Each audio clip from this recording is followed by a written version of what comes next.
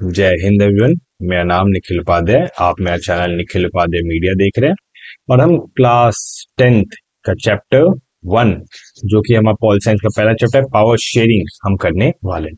इसमें हम बात करेंगे कैसे गवर्नमेंट जो है वो पावर शेयरिंग के लिए जानी जाती है। लाइक जो गवर्नमेंट है वो कितनी एफिशिएंटली तरीके से वर्क कर पाती है जो पावर शेयरिंग करती है, या फिर जो अपने पावर को और लोगों में डिस्ट्रीब्यूट करती है, या किस एफिशिएंटली से काम नहीं कर पाती है अगर पावर शेयरिंग करे।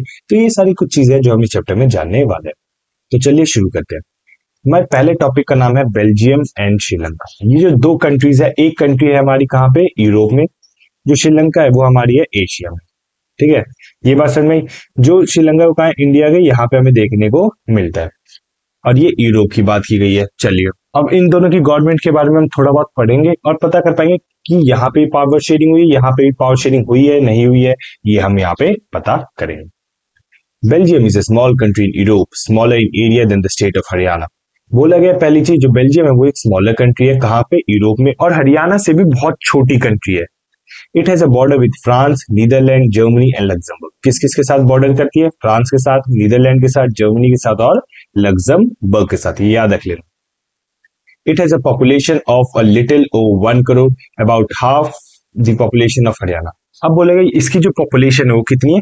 1 करोड़ से भी थोड़ी कम है, approximately half of the Haryana. Haryana में अगर 100 लोग रह रहे हैं तो यहाँ पे कितने लोग रह रहे हैं? 50 लोग ही रह रहे हैं।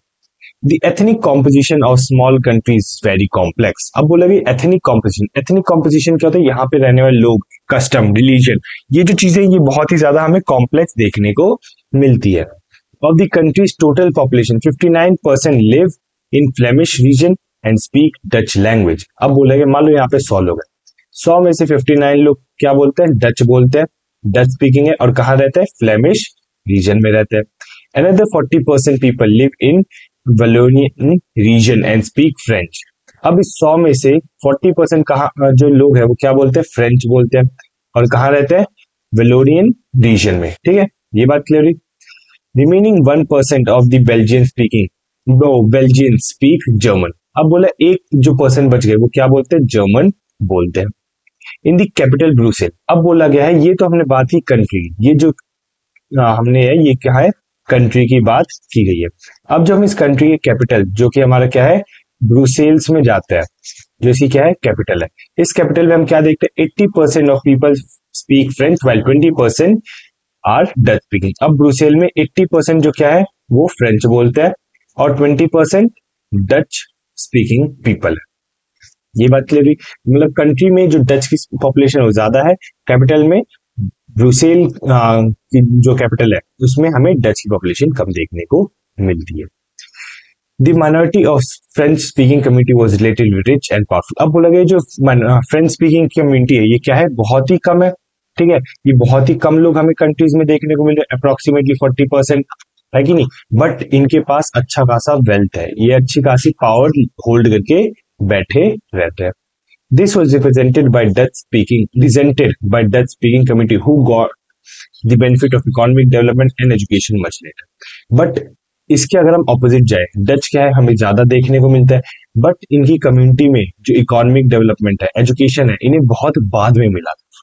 ठीक है, क्यों? क्योंकि इनके पास अच्छी खासी वेल्थ थी, सारी चीज तो फ्रेंच लेके बैठे थे। This led to tension between the Dutch-speaking and French-speaking community during 1950s and 1960s। अब फ्रेंच माइनॉरिटी में मतलब कम है, बट इनके पास रिसोर्सेस ज्यादा है। अब डच जो कि नंबर में ज्यादा है बट इनके पास रिसोर्सेस कम है। इसकी वजह से क्या हुआ? यहाँ पे हम देखते हैं कम्युनिटीज के बीच में टेंशन होनी शुरू हो गई थी 1950s और 1960s के बीच में। The tension between the two communities was more acute in Brussels। अब ब्रुसेल में जो टेंशन थी ना काफी कम थी, acute मतलब कम।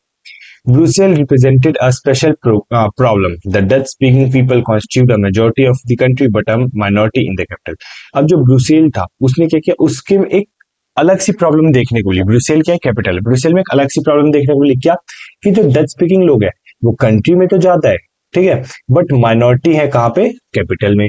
अभी प्रॉब्लम कैसे है ये हम बाद में देखेंगे, या ये बेनिफिट कैसे हुआ था ये भी हम बाद में देखेंगे। तो ये हमें थोड़ा बहुत आउटलेट मिल गया कैसे ब्रुसेल वर्क किया करता है, लाइक कैसे बेल्जियम में लोगों का कॉम्पोजिशन कैसे। अब हम थोड़ा श्रीलंका के बारे में बात कर लेते हैं। Let us compare this to the situation in another country. Sri Lanka is an island nation just a few kilometers off the southern coast of Tamil Nadu.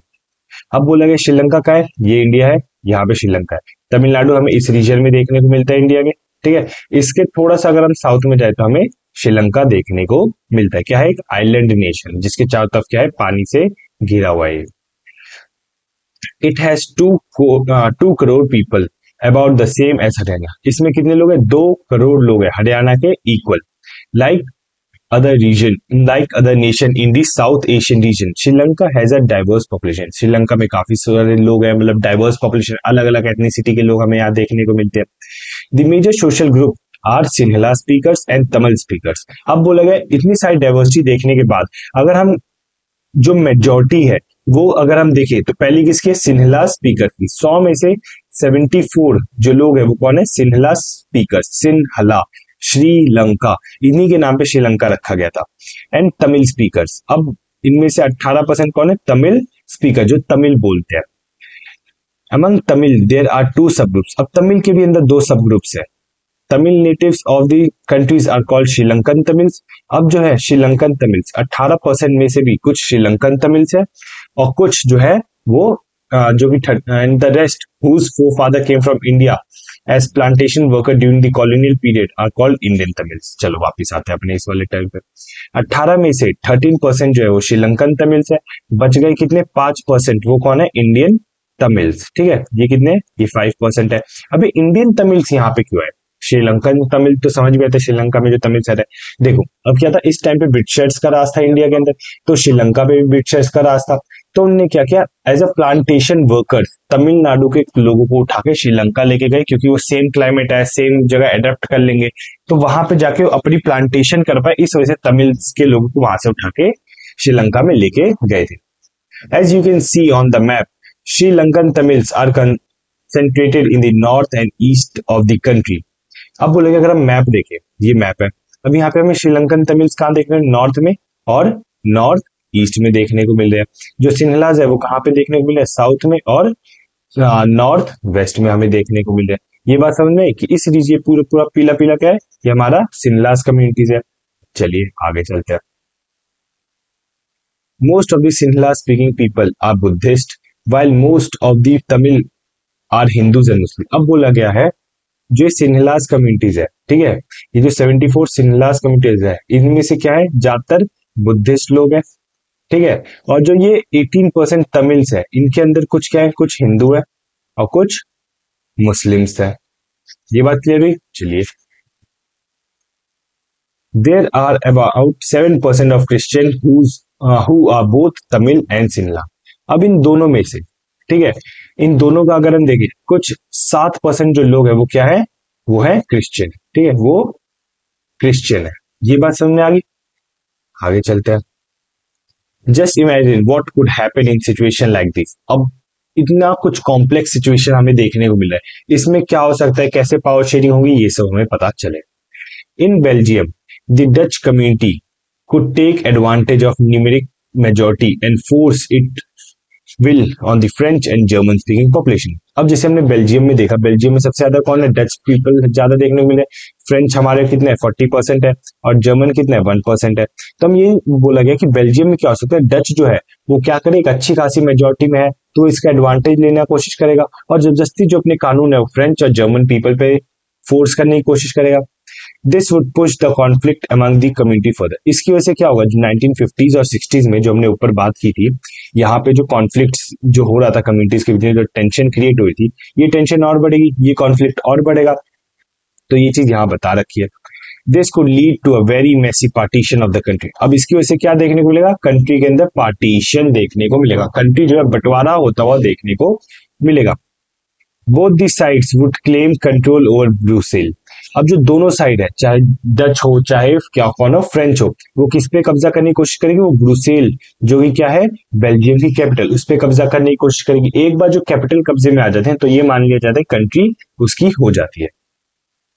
अब हम श्रीलंका की बात करते हैं। In Sri Lanka Sinhalas community enjoyed an even bigger majority and could impose its will on the entire country। अब सिन्हलास communities तो जो है कितनी है, 74% है कि नहीं। देखो यहाँ पे मैंने लिखा भी हुआ है 74% सिन्हलास कम्युनिटीज है, और तमिल्स 18% कम्युनिटीज है, यहाँ पे लिखा है 74 और यहाँ 18 है कि नहीं। अब ये तो 10 से भी ज्यादा मेजोरिटी में हमें देखने को मिल रही है, और अपनी मर्जी और ज्यादा अच्छी तरीके से चला सकती है।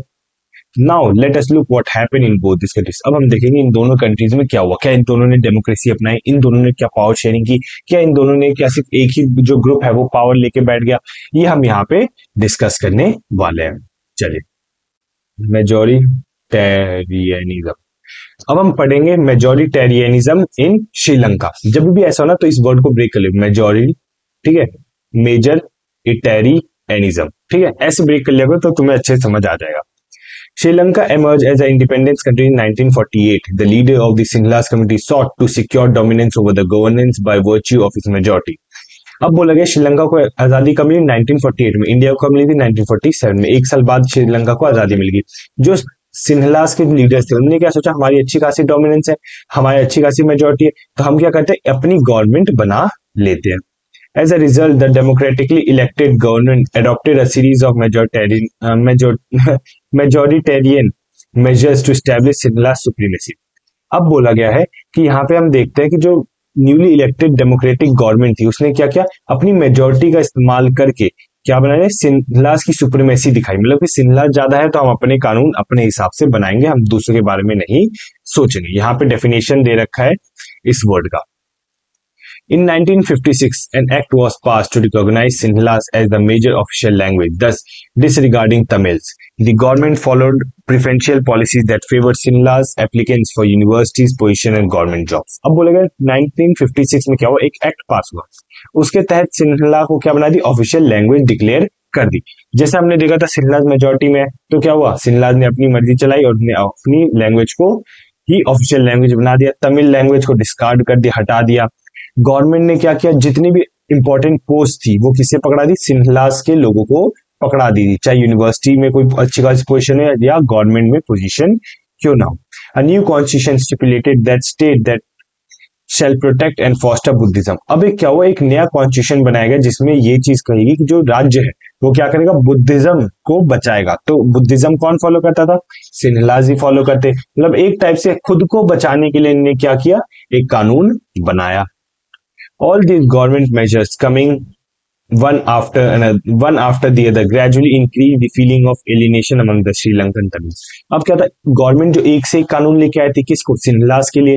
अब इसकी वजह से क्या हुआ, धीरे धीरे करके ना हमें एक देखने को मिलता है एक फीलिंग ऑफ एलिनेशन, कि श्रीलंकन तमिल्स क्या फील करते हैं, श्रीलंकन तमिल ये फील करते हैं कि हम श्रीलंका के हैं नहीं, हमें एक मतलब कि हम होते हुए भी हमारा ध्यान, मतलब हमारा ऐसा लग रहा है कि हम ना मान लो कि हमें इग्नोर किया जा रहा है, ठीक है, हम हैं यहाँ पे बट हमें नजरअंदाज किया जा रहा है कि तुम यहाँ पे हो ही नहीं। तो इस ऐसी वाली फीलिंग श्रीलंकन तमिल्स को आने लग गई थी। They felt that none of the major political parties led by Buddhist Sinhalas leader was sensitive to their language and culture. उन्हें ये लगने लग गया, ये जो गवर्नमेंट है, जो पॉलिटिकल पार्टी है, जो सिन्हलास लीडर चला रहे हैं, वो इनसेंसिटिव है किसे, तमिल के लैंग्वेज और कल्चर को लेके, वो ध्यान देना ही नहीं चाहते हमारे लैंग्वेज और कल्चर के लिए। They felt that the constitution and the government policies denied them equal political rights, discriminate against them in getting jobs and other opportunities, and ignored their interest. अब बोला गया है कि उन्हें इस तरीके से लगने लगा कि ये जो कॉन्स्टिट्यूशन है, ठीक है, वो इनकी बात सुनने या कॉन्स्टिट्यूशन में इनके लिए कुछ है ही नहीं, जो गवर्नमेंट है वो इनकी पॉलिसीज बार बार डिनाई किए जा रहा है, इन्हें इक्वल पॉलिटिकल राइट्स मिल नहीं रहे, जैसे राइट टू वोट वगैरह ये सब नहीं मिल रहे, इनके साथ डिस्क्रिमिनेशन किया जा रहा है, इन्हें जॉब्स नहीं दी जा रही, इन्हें अपॉर्चुनिटी नहीं प्रोवाइड की जा रही, और इनके इंटरेस्ट को क्या किया जा रहा है, इग्नोर किया जा रहा है, इनके इंटरेस्ट को ध्यान नहीं दिया जा रहा। ये किसको से फील हुआ था, श्रीलंकन तमिल्स को। As a result, the relation between the Sinhalas and the Tamil community strained over time. अब जैसे जैसे अगर कोई मान लो तुम हो, तुम्हारा दोस्त है, अब तुम अपने दोस्त को इग्नोर करते जाते हो, एक टाइम आएगा ना कि तुम और तुम्हारे दोस्त की बातचीत बंद हो जाएगी, तुम्हारे दोस्त जो है आपस में शायद कोई मिसअंडरस्टैंडिंग क्रिएट होने लग जाएगी, तुम आपस में लड़ने लग जाओगे। तो ये चीज हमें यहाँ पे देखने को मिली, धीरे धीरे करके उनके जो रिश्ते थे, जो सिन्हलास और तमिल्स के रिश्ते जो सुधर सकते थे वो और बेकार होने लग गए थे। The Sri Lankan Tamils launched parties and struggles for recognition of Tamils and official language for regional autonomy and equality of opportunity in the securing education and job. अब श्रीलंकन तमिल्स ने क्या किया, उनने एक स्ट्रगल चालू किया, उनने एक टाइप से जो सिंगलास गवर्नमेंट थे उनके खिलाफ बोलने लग गए कि हमारी जो तमिल है उसे भी एक ऑफिशियल लैंग्वेज का दर्जा दो, हमें एक ऑटोनॉमस स्टेट दो। ऑटोनॉमस मतलब कि ये अगर श्रीलंका है उसमें इतना रीजन, ठीक है, यहाँ पे जहाँ पे श्रीलंकन तमिल मेजोरिटी में, यहाँ पे जो अगर कोई बंदा इलेक्शन में खड़े हो रहा है तो वो तमिल बंदा ही होगा, यहाँ पे जो भी कानून बनेंगे तमिल्स के हिसाब से बनेंगे, तो इसे ऑटोनॉमस स्टेट बोला गया है। ऐसी स्टेट दो, इक्वालिटी ऑफ अपॉर्चुनिटी दो कि हम भी अच्छे से पढ़ पाए, हमें भी अच्छी खासी जॉब मिले, ये किसकी मांग थी, श्रीलंकन तमिल्स की। But the demand for more autonomy province populated by the Tamils was repeatedly denied, ठीक है, रिपीटेडली डिनाइड। बट इनकी जो डिमांड थी इसे क्या कर दिया गया, डिनाई कर दिया गया। यहाँ पे स्पेस नहीं, autonomy to provinces populated by, मैं वही सोचूं एक बहुत ज्यादा बड़ा लंबा वर्ड कैसे हो गई। By 1980s, several political organizations were formed demanding an independent Tamilam state in northern and eastern part of Sri Lanka। अब क्या 1980s में इनने अपना एक ग्रुप बनाया, अलग अलग ऑर्गेनाइजेशंस बनी और उन्हें क्या डिमांड किया, तमिल एलम की। उनने कहा कि ये जो एरिया जो ऑरेंज में हमें देखने को मिल रहा है इसे आप एक नया स्टेट दे दो और इस स्टेट का नाम क्या होगा, तमिल एलम, ठीक है। ये बात समझ में आई। ये किसने बोला था, ये बोला था श्रीलंकन तमिल्स ने कि हमें नॉर्दर्न और ईस्टर्न पार्ट ऑफ श्रीलंका में एक स्टेट खुद का बना के दे दो। The disrupt between the two, but इसे भी क्या कर दिया जाएगा, इग्नोर कर दिया जाएगा। The disruption between the two communities turned into widespread conflict. It soon turned into civil war. अब क्या था, धीरे धीरे करके अब तमिल जो थे डिमांड कर रहे थे, सिंहलाज बार बार मना कर रहे थे, इसकी वजह से क्या हुआ, हमें कॉन्फ्लिक्ट देखने को मिलता है। धीरे धीरे करके सिविल वॉर में कॉन्फ्लिक्ट चेंज हो जाता है। सिविल वॉर मतलब जब गृह युद्ध, जब लोग आपस में ही लड़ने लग जाए किसी कंट्री के। As a result thousand of people of both communities have been killed. 1000 से ऊपर लोग दोनों कम्युनिटी के क्या हो गए, मारे गए थे। Many families were forced to leave the country as refugees and many more lost their livelihood. अब कईयों को अपना घर छोड़ना पड़ा, कईयों को रेफ्यूजी कैंप में रहना पड़ा अपनी जगह छोड़ के, कईयों ने अपनी जान गंवा दी, ठीक है, और कईयों ने तो अपना जो रोजगार, जैसे उन्हें जहां उन्हें जॉब मिलती, जिससे जमीन उन्हें, लाइक कोई फार्मर होगा उसकी जमीन होगी तो वहां अपनी रोजी रोटी चलाता, वो जमीन उसे छोड़ के जाने पड़ते, उसकी लाइवलीहुड जहां से उसे अर्निंग होती थी वो भी उसे छीन ली गई थी। The civil war has caused a terrible setback to the social, cultural and economic life of the country. It ended in 2009. अब सिविल वॉर की वजह से क्या हुआ, हम ये देखते हैं एक बहुत बड़ा सेटबैक लगा श्रीलंका को, जो अच्छी खासी बूम कर रही थी, श्रीलंका अच्छा खासा ग्रोथ दिखा सकता था, वो दिखा नहीं पाया। इसकी वजह से श्रीलंका में क्या सोशल, कल्चर, इकोनॉमिक लाइफ जो थी वो और बुरी तरीके से तबाह हो गई, ठीक है।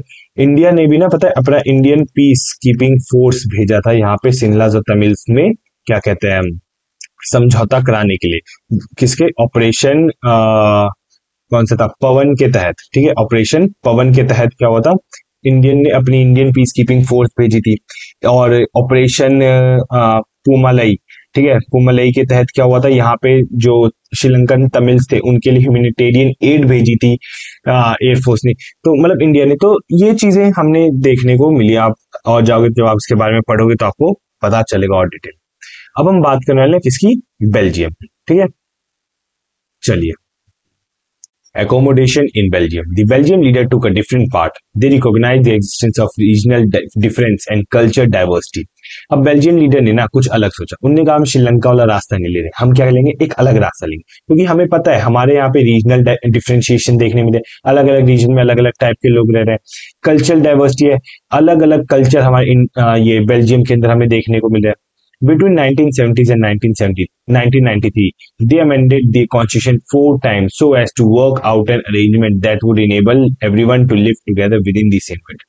अब इनने 23 साल के अंदर 1970 से 1993 तक 23 साल के अंदर अपना जो कॉन्स्टिट्यूशन है वो कितनी बार चेंज किया, 4 बार चेंज किया। क्यों चेंज किया 4 बार, उन्हें इसलिए चेंज किया क्योंकि सब जो है एवरीवन टू लिव टुगेदर, कि हर कोई एक साथ रह पाए, किसी के साथ भेदभाव ना हो, किसी के साथ डिस्क्रिमिनेशन ना हो, तो इतना सारा उनने किया था। The arrangement they would worked out is different from any other country and is very innovative. जो अरेंजमेंट उन्होंने लेके आए थे वो क्या था, बहुत ही अलग था और एक ही इनोवेटिव टाइप का था। वो क्या था, हम यहाँ पे अभी पढ़ेंगे। Here are some of the element of Belgian model. अब कुछ हम एलिमेंट्स इस कॉन्स्टिट्यूशन के अंदर का पढ़ने वाले हैं। पहला, The constitution prescribed that the number of Dutch and French speaking ministers shall be equal in the central government. अब बोला अगर सेंट्रल गवर्नमेंट में 100 सीट है तो उसमें 50 सीट डच की होगी, 50 सीट किसी होगी, फ्रेंच स्पीकिंग की होगी सेंट्रल गवर्नमेंट के अंदर। Some special laws require the support of majority of member of each linguistic group, thus no single committee can make decision. तो यहाँ पे ये बोला गया है कि अगर मान लो कि बोला गया है कि क्या डच को हमारी ऑफिशियल लैंग्वेज बनानी चाहिए, ठीक है, डच स्पीकिंग को ऑफिशियल लैंग्वेज बनानी चाहिए, तो मेजोरिटी ऑफ डच कहने चाहिए। मेजोरिटी कितनी होती है? 51% जो लोग है क्या कहना चाहिए कि डच को बोलना चाहिए। अगर फ्रेंच भी बोलते हैं, फ्रेंच के भी जो जितने भी लोग हैं उसके 51% लोग कहते हैं कि डच को बनानी चाहिए। जर्मन के लोग 51% अगर कहते हैं डच को हमारी ऑफिशियल लैंग्वेज बनानी चाहिए, तभी जाके जो डच है वो ऑफिशियल लैंग्वेज बनेगी। यही यहाँ पे बोलेगा कुछ कानून जो है वो हर एथनिसिटी, हर लिंग्विस्टिक ग्रुप में मेजोरिटी से पास होने चाहिए, तभी जाके वो जो डिसीजन है, जो लॉ है वो इम्प्लीमेंट होगा। किसी एक आदमी, अगर कोई एक एथनिसिटी का अगर आदमी है वो मेजोरिटी में है तो उसके हाँ कहने से कुछ नहीं होगा। Many power of the central government has been given to state government of the two region of the country. The state government are not subordinate to the central government. जो काफी ज्यादा पावर जो सेंट्रल गवर्नमेंट के पास थी वो state government को transfer कर दी गई थी। तो अब स्टेट गवर्नमेंट जो थी वो सबऑर्डिनेट नहीं थी सेंट्रल गवर्नमेंट के। जो इंडियन गवर्नमेंट, जो इंडिया, अगर तुम देखो इंडिया में जो स्टेट गवर्नमेंट है वो सबऑर्डिनेट है, ठीक है, सेंट्रल गवर्नमेंट के बराबर है, सेंट्रल गवर्नमेंट से ऊपर नहीं है। बट बेल्जियम में ऐसा नहीं हुआ, उन्हें स्टेट को ज्यादा पावर दी थी। फिर तीसरा क्या था? Brussels has a separate government in which both communities have equal representative. Brussels में क्या है? एक सेपरेट टाइप ऑफ गवर्नमेंट देखने को मिली जिसमें दोनों कम्युनिटी के क्या है? इक्वल रिप्रेजेंटेटिव हमें देखने को मिले थे। The French speaking people accepted equal representation in Brussels because Dutch speaking community has accepted equal representation in central government. अब बोला गया है कि ये कंट्री है, ठीक है, मैं ये कंट्री मान लेता हूं। ये कौन सी कंट्री है? बेल्जियम। इसमें जो है इक्वल रिप्रेजेंटेटिव 50% जो शेयर होगा किसका होगा? डच का। 50% जो शेयर है वो किसका होगा? फ्रेंच का। किसमें? गवर्नमेंट बनाने में। बट जो बेल्जियम की कैपिटल है वो क्या है? ब्रुसेल। ब्रुसेल में मेजोरिटी किसकी थी? यहाँ पे देखो डच की मेजोरिटी थी, यहाँ पे फ्रेंच की मेजोरिटी कम थी। ब्रुसेल में फ्रेंच की मेजोरिटी हमें ज्यादा देखने को मिली है और डच की मेजोरिटी कम देखने को मिली है। बट यहाँ पे ब्रुसेल में क्या हुआ? गवर्नमेंट में 50% पार्ट कौन लेगा? फ्रेंच लेगा, और गवर्नमेंट 50% पार्ट डच लेगा। तो यहाँ पे इक्वल रिप्रेजेंटेशन की बात की गई थी। सेंट्रल में डच ने अपनी सीटें कम की, फ्रांस को बराबर हक दिया। तो फ्रांस ने ब्रुसेल में क्या किया? फ्रांस ने भी ब्रुसेल में अपनी सीटें कम की और डच को बराबर का हक दिया।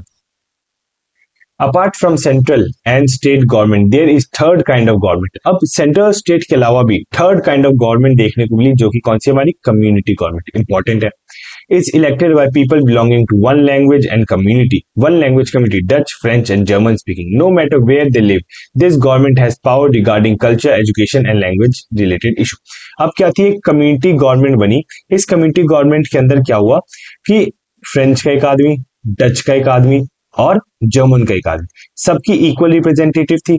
और इनके जो इस गवर्नमेंट का क्या काम था कि कोई भी अगर लॉ बनाना है किसी भी कल्चर से रिलेटेड, एजुकेशन से रिलेटेड, कि क्या पढ़ाना है क्या नहीं पढ़ाना, कौन सा धर्म फॉलो कराना है कौन सा नहीं करवाना, कौन सी लैंग्वेज को ऑफिशियल डिक्लेयर करना है नहीं करना, ये तीनों लोग मिलके लिया करते थे। इस गवर्नमेंट का काम सिर्फ यही तीन था, कल्चरल, एजुकेशन, लैंग्वेज के ऊपर बात करना, कितना पढ़ाना चाहिए, कितना लैंग्वेज नहीं पढ़ाना चाहिए, कितना एजुकेशन कौन सी कल्चर का देना चाहिए नहीं देना चाहिए, ये सारा ये बैठ के डिस्कस किया करते थे। You might find the Belgium model very complicated. Indeed, it's a very complicated, even for the people living in Belgium. But their arrangement have worked well so far. They help to avoid civic strife between the two major communities and a possible division of countries on linguistic line. अब बोलोगे हमें देखने पे Belgium model है कितना complicated लग रहा है, असली में भी ये काफी ज्यादा कॉम्प्लिकेटेड था। बेल्जियम के अंदर लोगों के लिए, जो वहां लोग रह रहे हैं उनके लिए खुद ये बहुत ज्यादा कॉम्प्लिकेटेड था। बट इस टाइप के अरेंजमेंट ने क्या हुआ, एक सिविक स्ट्राइफ, कोई लड़ाई झगड़ा होने से रोक लिया। फिर हम देखते हैं यहाँ पे जो कंट्री है वो लिंग्विस्टिक, भाषा के बेस पे क्या हुई, टूटी नहीं, भाषा के बेस पे क्या हुआ, टूटी नहीं थी। ठीक है, मेजोरिटी कम्युनिटी ने अपना क्या कहते हैं, ये नहीं दिखाया कि हम ही सारा चीज टेक ओवर कर लेंगे, उनने दूसरों को भी मौका दिया। When many countries of Europe came together to form European Union, Brussels was chosen its headquarter. अब क्या हुआ जब यूरोप, हम आगे जाके देखेंगे ना, मतलब आप क्लास 12th में यूरोपियन यूनियन के बारे में अच्छा खासा बता रखा है, बट कोई नहीं, मैं आपको थोड़ा सा बताता हूँ। जो यूरोप था, ठीक है, जब 1991 के बाद जो एक कंट्री थी जिसका नाम था यूएसएसआर, उससे जब टूट के काफी सारी कंट्री, जैसे कि हम देखेंगे कि रशिया हो गया, ठीक है, यूक्रेन हो गया, ये सारी कंट्री जब यूएसएसआर से टूट के बनी थी, तो 1991 के बाद यूरोपियन यूनियन की स्थापना हुई थी। तो यूरोपियन यूनियन जितने भी यूरोपियन कंट्री थे उनका एक ग्रुप था, तो उसका हेडक्वार्टर कहाँ रखा था? ब्रुसेल में ही। ब्रुसेल किसी कैपिटल है? बेल्जियम की कैपिटल है। ये बात समझ में आई? What do we learn from these two stories of Belgium and Sri Lanka? Both are democracies, yet they have dealt with the question of power sharing differently. बोला गया, अब हम दोनों एग्जाम्पल से क्या समझते हैं? दोनों की दोनों क्या है? डेमोक्रेटिक है, बट दोनों ने अपनी जो पावर शेयरिंग है अलग तरीके से की थी। In Belgium, the leaders have realized that the unity of country is possible only by respecting the feeling and interest of the different communities and region. अब बेल्जियम में ना लोगों को समझ थी, उनके लीडर्स को समझ थी क्या, कि कंट्री में यूनिटी तभी बन के रहेगी जब हम क्या करेंगे, एक दूसरे की फीलिंग की रिस्पेक्ट करेंगे, ठीक है, एक दूसरे की कम्युनिटी की क्या करेंगे, रिस्पेक्ट करेंगे, उनके इंटरेस्ट का ध्यान दिया जाएगा, तभी जाके एक कम्युनिटी क्या होगी, एक कंट्री क्या होगी, स्ट्रांग बनेगी। ये सिर्फ कंट्री की बात नहीं है, ये अगर आप आस पास के अपने कम्युनिटी में भी देखोगे, ठीक है, अगर आप किसी की फीलिंग की रिस्पेक्ट करो, किसी की धर्म की रिस्पेक्ट करो, किसी की रिलीजन की रिस्पेक्ट करो, तो आप क्या देखने को मिलेगा कि एक बॉन्ड डेवलप होता है, एक यूनिटी डेवलप होती है, ठीक है, ये चीज हमें देखने को मिलती है। Such a realisation resulted in mutual acceptance arrangement of power sharing.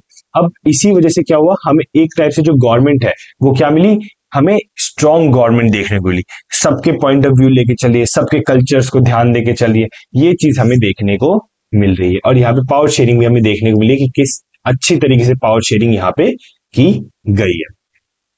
Sri Lanka show a contrasting example. It shows that if a majority community wants to force its dominance over other, the refuse to share power, it can be determine the unity, undermine the unity of the country. अब बोलेगा श्रीलंका ने अलग approach अपनाया था, उसकी जो majority community थी उसने डोमिनेशन का तरीका इस्तेमाल किया, बट ये बोला अगर तुम डोमिनेट करने की कोशिश करते हो तो पावर शेयरिंग अच्छे से नहीं हो पाती। पावर शेयरिंग तुम कर ही नहीं रहे हो, तुम तमिल्स को उनके राइट्स नहीं दे रहे हो, तमिल्स को थोड़ी पावर लेने ही नहीं दे रहे हो कि गवर्नमेंट में भी पार्टिसिपेट करते हो, इसकी वजह से कंट्री अच्छे से चल नहीं पाती है। ये बात समझ में आया? जब कंट्री अच्छे से नहीं चल पाएगी तो हम क्या देखेंगे कि जो कंट्री की यूनिटी है वो कमजोर पड़ जाती है, ठीक है। तो हमारा जो अगला टॉपिक है वो है पावर शेयरिंग इज डिजायरेबल। अब ये हम करेंगे अपने पार्ट 2 में। तो अभी के लिए जय हिंद, बाय बाय, और मुस्कुराते रहिए और चैनल को सब्सक्राइब, लाइक और शेयर कर देना।